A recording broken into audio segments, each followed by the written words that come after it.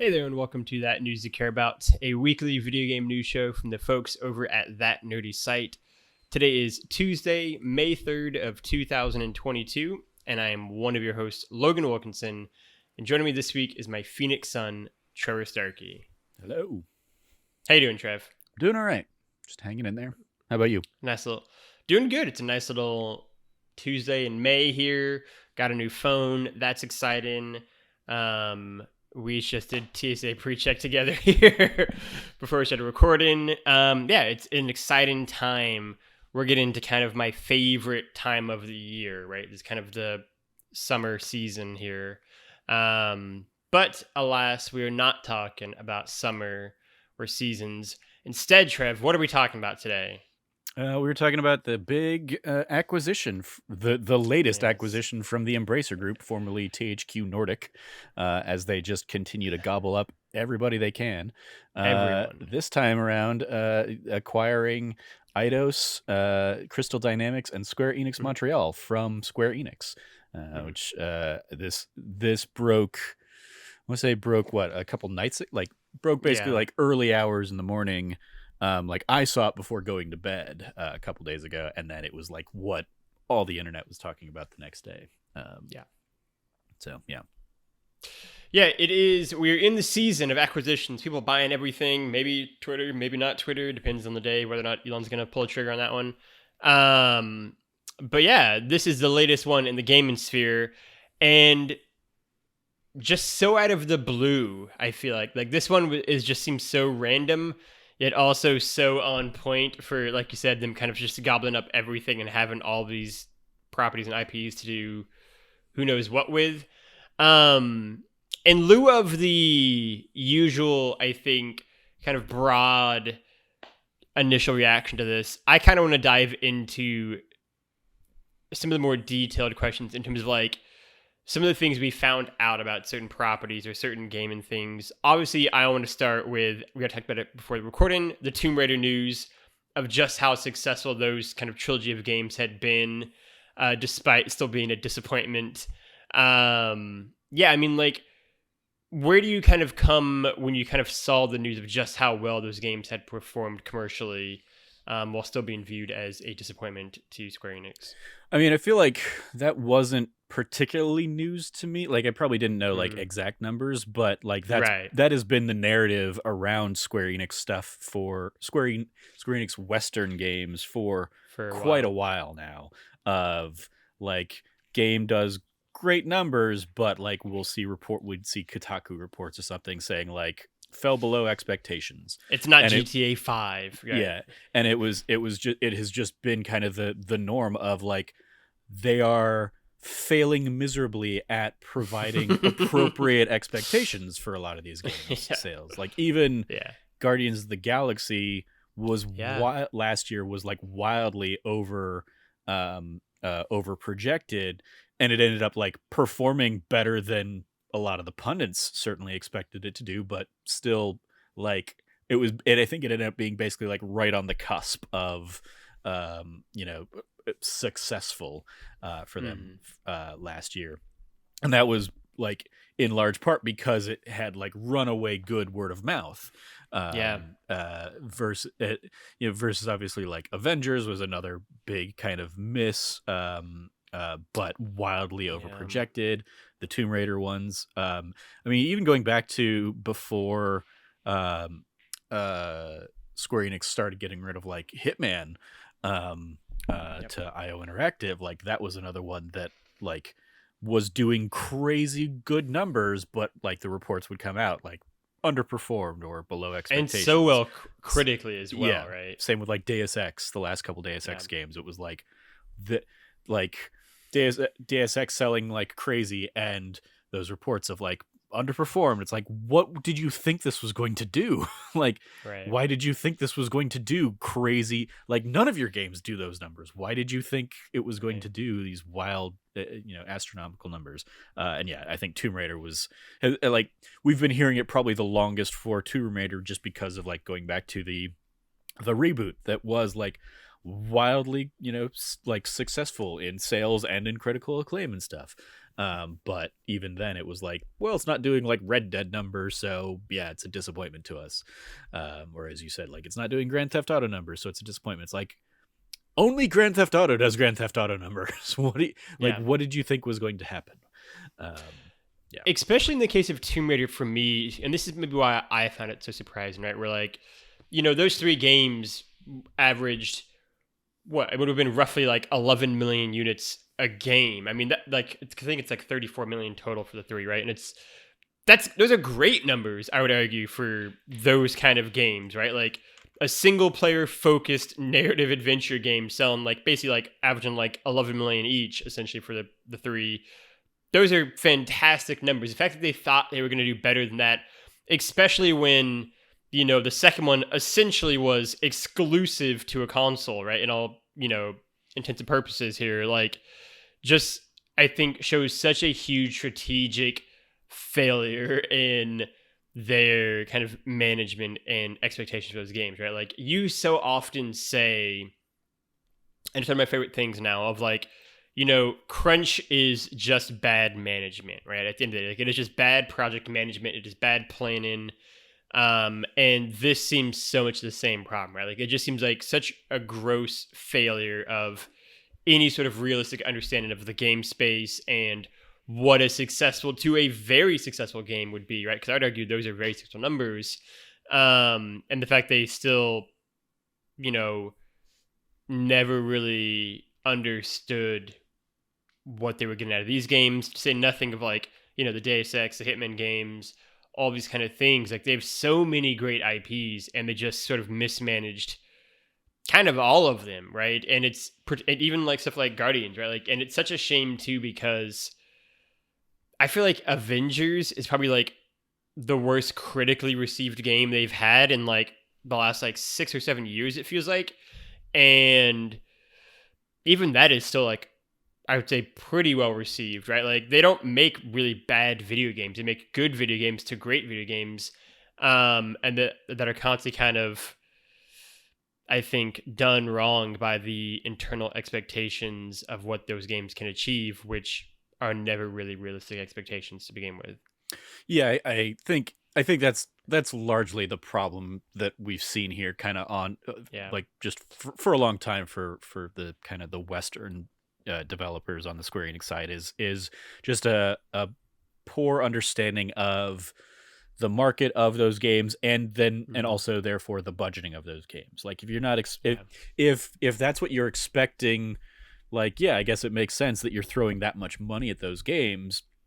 But like, you just need to realize that that's not, like, you're not going to get that return on investment on those things. Like, there's no, I think there is a lot of mismanagement going on in a lot of those cases, in that there's mismanagement that's saying, like, this is how much we need to make this game. And as a result, then it ends up being like mismanagement of saying, okay, well, in order to give you that much money, you need to like make this much money, and working backwards and being like, oh, we're never going to actually do that. But like, games get, are in development for so long, or don't get cut, or don't, like, there hasn't been like good scope on a lot of those things, I think. I think that's struggled, and they've also just made some very confusing deals. Like you said, the fact that the second Rise of the Tomb Raider was like Xbox exclusive for that first year, which drastically, like, in an era where Xbox was way behind on console numbers, so you were going to get way fewer sales. Like, Xbox had to have paid a pretty penny for that, but even that I don't think was going to be enough to offset the sales on the PlayStation side of things that probably hurt that one in particular. It's interesting. This, I mean, it's sort of a tangent, I guess, but I'm interested by it, so I'm going to pursue it. I really do feel like that is such a like through the looking glass moment, right? That changed so much, right? Because I think the first Tomb Raider, the 2013 Tomb Raider, I should say, was really well received. People really liked it, had a great time. I really enjoyed it, right? And they were kind of like, this is a great foundation. I'm excited to see what that next game does, right? And I think they really had the potential to like build off that game and make this like a really great popular trilogy of games. And that Xbox like exclusive deal, I really do think prevented that series from ever reaching the heights it could have done, right? Like if they'd have been able to come out on both consoles at the same time, I really do think there would have been way more wind in the sails of the second Tomb Raider game, which would have led to the third one having a bigger pop, right? And like, I'm not necessarily saying it would have been like the level of like love and popularity that like Uncharted has, but I definitely think it could have been way more popular than it became, because I think what happened is the people on Xbox who played it liked it. People on PlayStation probably just didn't get around to it ever because it was a year later, or if they did, they got to it when they got to it, kind of thing. There just wasn't that much buzz by that point. And then I felt like that buzz for the last, like the third game of the trilogy was just like so much more like muted now because of what had happened in the second one, that like it didn't get like the big push forward that like happened from Uncharted 1 to 2 and kind of the explosion there. And they're obviously different, but I do think it could have just been a way bigger series with a way more of an impact in the industry. Yeah, maybe. I mean, like we've talked about the series in the past on these shows, and like even in that conversation, I remember like you completely getting like two of the games confused, and I like 2 and 3, and it was kind of a it highlighted the issue that I've raised on those games, is that like they're fun games in the moment, but they are very forgettable and disposable experiences. They are effectively Ubisoft-like games of like, there's a whole bunch of things to do on a map, and you can clear it out, and you can 100% it, and you can upgrade your stuff and all that stuff. But it is like the story, like even the story from the first one is a by the numbers thing that by the time I played the second game on Xbox when it came out, I had largely forgotten like a lot of the big beats or characters of the game, and that just continued on through the second. I think the third ended up having like the best story because it was the most Shadow. like it was like I'm looking right now tied directly to like Laura's past, and it was like bringing in elements of her father or something like that. But even that was like, I couldn't tell you much more about that game than this point. And I discussed that not too long ago with Frank on one of our other shows, because he just sat down and played it. So I think like they were fine, but and certainly like the numbers wise sold better than I thought they probably had. But that also ties into one of the most iconic characters and franchises in gaming. And also I think like there's an element of like, I wonder how many of those are like, oh, PlayStation Plus sales are counted in there because people pick those games up on PlayStation Plus after the fact, or stuff like that. Like there's a whole bunch of other like little miscellaneous things, or like hell, I think all three of the games I think I had on Stadia for the brief little window that I had Stadia, because they were just like giveaways because they were trying to just make all sorts of deals on those games to bring in whatever revenue they could.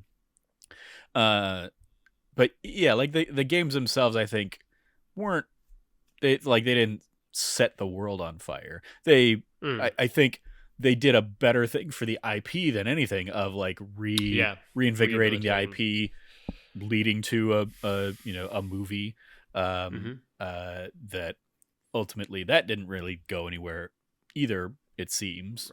But like the movie was fine. The movie was a fun enough adventure film. So yeah, I think that like there were a lot of like factors around that one, and I don't necessarily. I think the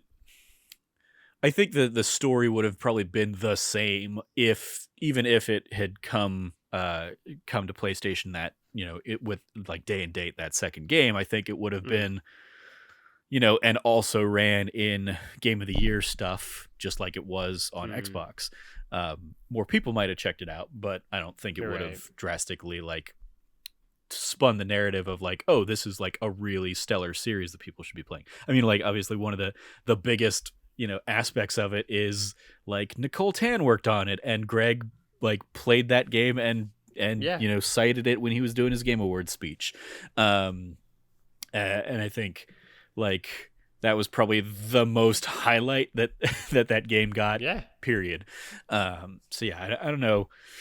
It's I think the more shocking aspect of a lot of this for me is like the price that they like the fact that it's a $300 million deal for Tomb Raider and Deus Ex and like all the other IPs and the studios compared to like a little over a year ago Embracer Group buying Gearbox, which is basically a one-trick pony with Borderlands, and everything else they've tried has failed miserably, and they paid $1.3 billion for Gearbox from to get that from 2K. So like what that says to me is Square Enix, much like I think they, are willing or have shown that they're willing to do, is just kind of like cutting their ties with like Western development. And I think they're just going to double down on their, RPGs and JRPGs and Final Fantasy and stuff like that. Cause I think like going back to, again, like they were happy to kill Deus Ex, even though that second game had been like very successful, and they were like, well, it's not performing for us, so we're not going to invest in another game there, and we're going to have that team work on this Guardians game, like Hitman as a series and working with IO Interactive isn't working for us, so we're going to let IO Interactive go, and we're going to go ahead and like give them that IP, or we're going to sell them that IP. Like it's almost like it's a long time coming that a lot of these developers haven't been kind of they've been like the black sheep of the Square Enix family of developers, in a weird way. I also think it's indicative of the state of the IP that Square leaves them in too, right? Where it's Deus Ex is just sort of stuck in place, right? They just sort of like threw that away and didn't have any sort of anything else to do with that, right? Like even the Tomb Raider trilogy that ended in 2018, there's been nothing new with that really, right? Like, they just announced like in March that they're in development on a new Tomb Raider in Unreal Engine 5. Right. So we'll get that in 3 years, right? Yeah, like, but it is like the fact that they just announced that, and it wasn't a trailer announcement or anything like that. It was just kind of like, hey, Unreal Engine 5 is really cool, and we're working on the next Tomb Raider in that engine. So then like a month and a half later to like get this announcement basically of like, oh, actually, we're being sold, is like, that's a whole other weird thing. Weird subplot to it. Yeah, I mean, I think for me, it's just indicative of where, I think, like you said, where Square is at, right? Like they just seem to have so little interest, I think, in the Western like side of things, and they are just kind of offloaded in these IPs and these studios and these teams, and for better or worse, I mean, maybe it's ultimately the benefit of these IPs that they'll be able to kind of succeed under probably more realistic expectations for what they can be, kind of get a new license, right? And get a new license on Tomb Raider, and Hitman is the golden child for that. Like Hitman, yeah, that's a great point. They came out and said like, Hitman has paid for its entire development cost. Hitman 3 paid for its entire development cost, like on launch day. Like they and anything that was coming in after that was just like making them extra dough.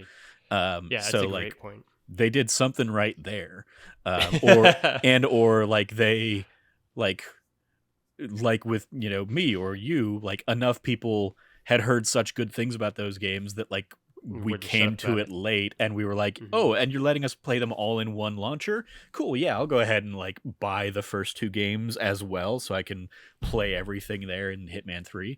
God, Hitman's so good. So yeah, like that is the blueprint of like best case scenario. We're gonna get good Deus Ex games now, or we're gonna get another Thief, or we're gonna get I'll be curious if like, because one of the things that's not really highlighted is Marvel's Avengers and Guardians of the Galaxy. Obviously, those would have been licensing deals with Marvel games. So whether or not like those continue with the developers in Embracer Group, and that, like, I imagine there's a whole bunch of stuff that just needs to get renegotiated or new negotiations now. But like, yeah, like, hopefully this does give Tomb Raider another shot. Hmm. At the same time, Embracer so far has done just a lot of like weird, Yeah. like, hey, here's SpongeBob rehydrated, or Destroy All Humans remastered, or Right. Kingdoms of Amalur remastered. Like the, I guess we're there because they also have Deep Silver, so they're doing like Saints Row later this year. That is like a reboot. So maybe we'll Hmm. see, some things How in that that holds vein up, as right? well. But yeah, I'm gonna be I'll be very curious because Embracer Group, formerly THQ Nordic, has been like gobbling up developers for so long that it's just like how do you have like just this endless pool of capital that you keep throwing at this stuff without ever actually like delivering new games? Releasing anything, right? Yeah. Yeah, I mean that you sort of sphered a little bit into what my next question was going to be, which is there a particular IP you're most excited to kind of see get a new lease on life, kind of right, and get reinvented out of what they've purchased up here? I I really liked the last Deus Ex game. Admittedly, I think that's Oh, really the okay. only Deus Ex game that I've played. Yeah. But I it had a lot of similar vibes to like what Arcane had done with the Dishonored games or Dishonored. Deathloop or Yeah. something like that. Like it was a really good, fun, immersive sim that like yeah, I had a really good time with. And so um, I I am curious to see, and I think like that like doing an immersive sim in that genre is something that like appeals to me. So Hmm. I would love to see them like get another crack at that, or get to kind of go back and revisit that. Um, and I would love to see what they could do with a Tomb Raider if they just did kind of devote a strategy to a more linear, like Uncharted like experience of like, we're gonna Hmm. tell a really great Lara Croft story that isn't Yeah. go and collect a million things and go clear out this map and take away the open worldness of it and like really focus on that, because like the bow and arrow combat was good and fun combat. Phenomenal. Yeah, it was um great. so and I think there's like a lot of cool ideas behind that game. I just think like story was often lacking in Hmm. favor of, here we're gonna throw a whole bunch of other things at the wall here. Bombast, right? Yeah. um so yeah, those are a few of the ones I'd be interested about. I know like those are the big IPs. Hmm. Like I also grew up with like a lot of like Eidos games.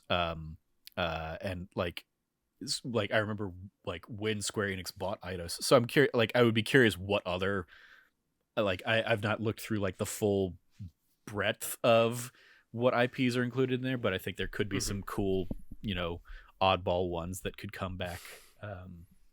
In that regard. But yeah, I would say Deus Ex is probably the one I would be most interested about seeing something new. And Right. then also I like on the Square Enix Montreal side, which obviously like that they're gonna have to change just the full studio name on that one. That's gonna be weird. But I was a huge fan of the Go games, Hitman Go and Deus Ex and Lara Croft Go. So I'd be very curious to see if they start doing those again, or Mm. like what that team ends up kind of doing next. Whether it is like, okay, we're going to make another like a sequel of those things, or we're going to take other franchises that we have and kind of do that same thing, because those are just like fun puzzle games. And if they can find new ways to do it, or fun like innovation, I think those are good. Again, as long as they kind of do it on the budget that they need to do it in, I think there could be some fun there. Um, but yeah, that's kind of where I fall with this one. Yeah, it's interesting. I think it's like it's such a tough line for me because I really liked the first Tomb Raider game a lot, right? And I liked, I think, in the moment, the fact that it was sort of this more like, it was an M-rated, Uncharted game, right? It was kind of more like dark and brooding in that sense, right? But I also think that what makes that first game such that they weren't able to replicate in the other two is just like how isolated you feel, right? And how kind of like survival based that game is, right? And weirdly for me, when we get a lore who is more a Nathan Drake or a Indiana Jones, who is kind of just like globe trotting and bouncing from like around, I didn't enjoy that dynamic as much, right? It was for me more like when she's just on this island and has to try to like survive against this like overwhelming force and almost a Far Cry sense. That worked more for me than the other ones, while also understanding that like that character can't be that forever, right? Like it needs to do other things. So just needing a more like engaging, I think, story to kind of continue that forward. But I mean, I love action adventure games. I love action adventure movies. That's a genre that I really appeal to as someone who obviously grew up with Indiana Jones and then Uncharted. I would love if Tomb Raider can be great, right? Like, especially with, the end of Uncharted now, like a really special standout Tomb Raider series of games could really fill that void, I think, that has kind of been, I think, existent since 2016, with Uncharted 4's kind of departure. So yeah, like I would love to see them do Tomb Raider and do it really well, and I think treat that character and that IP with this level of like respect and care to really do something different and unique with it, and have fun with it too. It's also okay for Laura to smile occasionally, and like I think there are a lot of issues with the Tomb Raider movies, but one thing I do think that is actually really great about them is that like Angelina Jolie has just like this charisma to them, right? And like even in like dour notes in those movies and kind of where movies can be plotting, anytime she's on screen, she just kind of has this like, wink and charm to her. And I feel like in the Tomb Raider trilogy of games, they never allowed themselves to have that. They never really allowed Laura to just feel, I think, super fun, because it was so serious. And so like I think kind of balancing that would be something that I would find really engaging as well. I mean, I don't. If I've watched the Angelina Jolie movies, It's been 20 years. it's Sure. it's been like once many years ago. I did watch the Alicia Vikander one, and I thought, I mean, they did a good job translating the reboot into that movie and kind of making her that kind of Tomb Raider. Yeah, I don't like. I don't know. I feel like it had some quips and stuff here, but I think I think some of those things just get lost in a 80-hour game versus a 10-hour narrative, 20-hour experience, a la right, yeah. A Nathan Drake. Like I will remember more or a moments 2-hour movie from Nate, yeah, than I will from Laura. In those, or the things I'll remember will be like the death animations, because that was like so great, yeah. what they kind of went like balls to the wall on kind of thing. All so in on. like I will remember those things because that's what the game was focused on versus and I like admittedly I never played a ton of like the earlier Tomb Raider games either, so like I don't think Laura was particularly that like quippy kind of or like smile and a wink character in that era either. I think they just had always kind of taken her a different direction, but yeah. Trevor, any final thoughts on the story here? I mean, again, I think the biggest thing that really surprises me on this is just how cheap this seems to be in this era of like multi-billion-dollar deals being made left and right. Like getting 1,100 plus employees across these 3 studios and that like backlog of IP, like that seems like a significantly larger deal again compared to the same company buying Gearbox for 1.3 billion. Like $1 billion. They spent $1 billion more for Gearbox on Borderlands than they did for Tomb Raider and Deus Ex and all those teams. So like that's like, I wonder if they would have paid that and Square Enix just wasn't asking for that much or what. And also like the whole the fact that Square Enix is going to use the the revenue from this deal to put towards like the blockchain and all that stuff. I'm just like, I That is just more Square Enix doesn't know what the hell, like, or they see something in the finances of investing in that kind of stuff that I think is, I mean, nobody has ever been able to make a good argument for why that is a worthwhile investment in games, and yet they're seeming to double down on that and selling these studios off for a steal to do it. Yeah, I don't know. Yeah. It's just a weird deal, and we're in this season of everyone buying everyone constantly, in this kind of race to the bottom top. I'm not really sure, but I mean, it's just like we've seen in like films. It is, everybody is getting consolidated because mega corporations get everything they want in this world, and it sucks. So yeah, it's what it is. Yeah. All right, that's the show. Trevor, do you have any shoutouts? No shoutouts from me, no. I've got two. Let's loop them in here. So my first shout out, if I pull it up here, is actually they're both Spider-Man themed, both my shout outs. So the first one is from Polygon.com. It is why Sam Raimi's Spider-Man films are still the best. It sort of deals with kind of the Sam Raimi trilogy of Spider-Man films. It's by Daniel Dockery, again by Polygon. It is just a really great piece. Just a really great piece of writing that I think sums up so much of why so many people love the Sam Raimi Spider-Man trilogy, and what makes those movies, I think, unique and different from a lot of what we have nowadays in terms of superhero movies, right? Like, perfect. Thank you.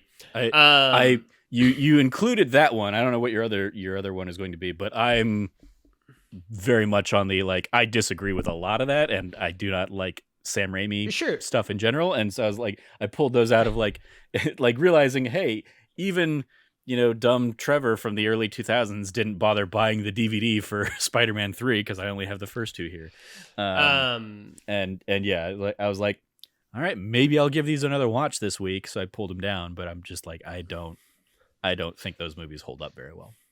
I think even if you don't, I think it's still a great piece of writing that I would encourage everyone to go check out, right? Because I think even if those movies aren't for you, which again, is totally fair, I think this piece gets to the heart of why so many people do love them, myself included, right? Spider-Man 2 in particular, and kind of the arc that Tobey Maguire's Spider-Man goes on. And I think it does a lot for, the issues I have with Tom Holland's Spider-Man. I think this goes into what I liked about Tobey Maguire's Spider-Man. But it's just, I thought, a great piece of writing at the very least. And I always love that. The other thing is a new one, which is over on the Ringer. They had a special thing on the 20th anniversary for the original Spider-Man. And that one is simply called When Mary Jane Kissed Spider-Man. And it goes into the 20th anniversary of Sam Raimi's Spider-Man and the story behind its iconic upside down kiss. Again, about Spider-Man, about the Tobey Maguire era, but I also just love those kind of like oral histories of like these iconic moments from films. And yeah, I think, I know that we will not agree, but I think there's just something really just magical about those Sam Raimi movies. And I totally understand Sam Raimi is not for everyone, but he's very much for me. I love his kind of directorial style, and the way he frames things. I didn't include it, but why like Tobey Maguire Spider-Man movies are like the best of that kind of era of things led me to another one about how The Dark Knight Rises, also on Polygon, how The Dark Knight Rises is the last superhero series to have an ending, that I found really interesting. Again, that's not a shout out, but that's just kind of an extra thing that I saw that was also very good. Because again, in the world of the MCU, ification of everything where nothing can really end in DC, it's very faltering attempts, we'll put it mildly, to try to copy that. Yeah, things aren't really allowed to end in the same way as they were in the kind of age of Tobey Maguire and Chris Nolan, Christian Bale's Dark Knight series. So go check out that. Go read all the good superhero stories. Otherwise, that's the show. Thank you for listening or watching. If you like what you heard, you can go over to youtube.com/thatnerdysite and hit the like button. Leave a little comment telling us what your thoughts are on Tomb Raider, Deus Ex, any of the good things from this piece, or even just tell us about what your thoughts on Spider-Man S. Tobey Maguire were. And be sure to ring the bell notification to get notified when a new video goes live every single day of the week except for Sunday. You can also go over to the podcast service of your choice, like and subscribe to the feed, rate and review us on iTunes, give us 5 stars. Tell us why you love us so much. Be sure to also go over to thatnerdysite.com and check out all the latest reviews, features, podcasts going live there as well, Monday through Saturday. Finally, you can go find Trevor at Trevor J. Starkey on the internet. Trev, anything that you want to plug?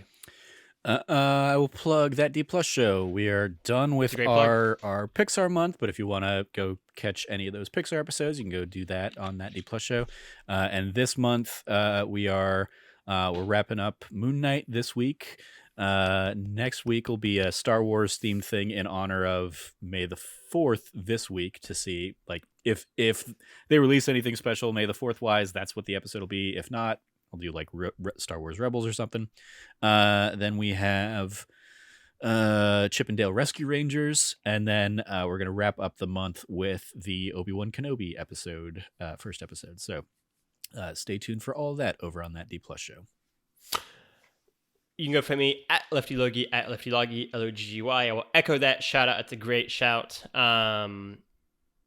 I encourage everyone to go check out myself and Trevor doing 3 of the Pixar month movies together. I had a really fun time with that. Especially, it was great, I think, just kind of getting to gush about Monsters, Inc. and how much we kind of love that movie together. I will not be on Moon Knight this week, but Trevor and it sounds like Frank will be, so be excited for that. I bet your ass I'll be back for Star Wars next week, though. And yeah, Chip and Dale Rescue Rangers probably too. It's a great movie. So go stay tuned to all things happening over at That D Plus show. You can also go find all the other That Nerdy Site content with That News You Care About, which is this show, That Nerdy Site show, That Bond show, all happening, as well as the Let's Plays going live Tuesdays, Thursdays, and Fridays. Finally, you can go find That Nerdy Site at That Nerdy Site all across the internet. For myself, for Trevor, for all of us here at That Nerdy Site and That News You Care About, play your games and be good to each other.